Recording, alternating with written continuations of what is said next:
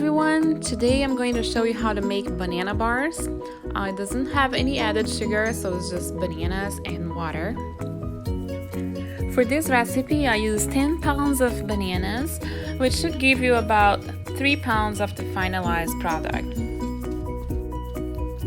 So the first thing we're going to do is to peel the bananas and remove the hard stem at the very bases, because that could give a little bit of a texture to your finalized product, which is not always desirable. It can become a little bit chunky.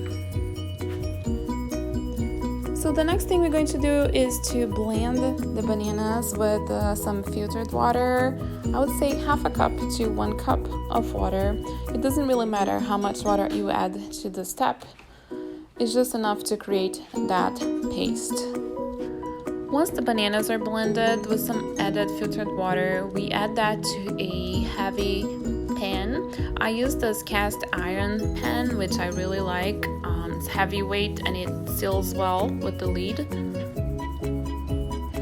And we'll cook here for about 1 hour, 1.5 hours, until it starts changing colors. It becomes a little bit more pinkish and brownish and starts to thicken a little bit.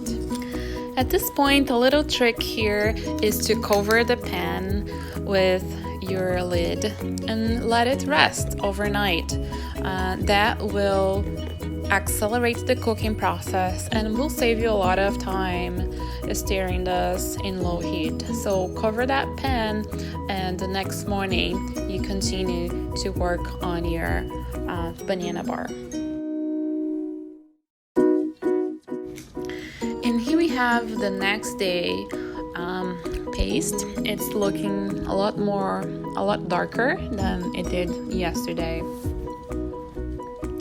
I cooked here for another 1.5 to 2 hours, and it definitely becomes a lot thicker and harder to mix. You can add a little bit of water if that's needed as well, to make it easier to stir. And then at the end it will form this really thick paste that you know it's getting close to be ready.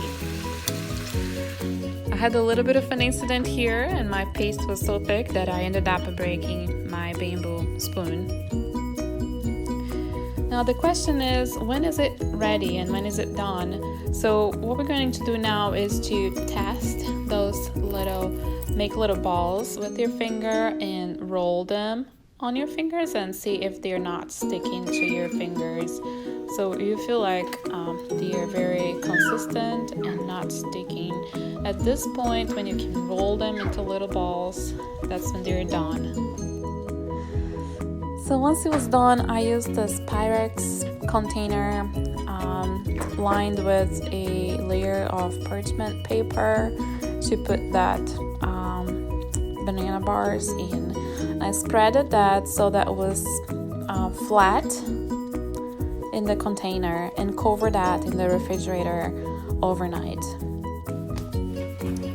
On the next day, you can cut your banana bar pieces, and it should be pretty easy to cut, and then you can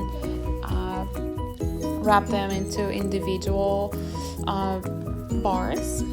So I take those on the go to my son, my 2-year-old. He loves it. I usually keep them in the refrigerator for like up to a month or so, but I'm not sure how long they would last outside of the refrigerator. And I just take them on the go for the car trip or anything, running errands that we need some snacks, healthy snacks on the go.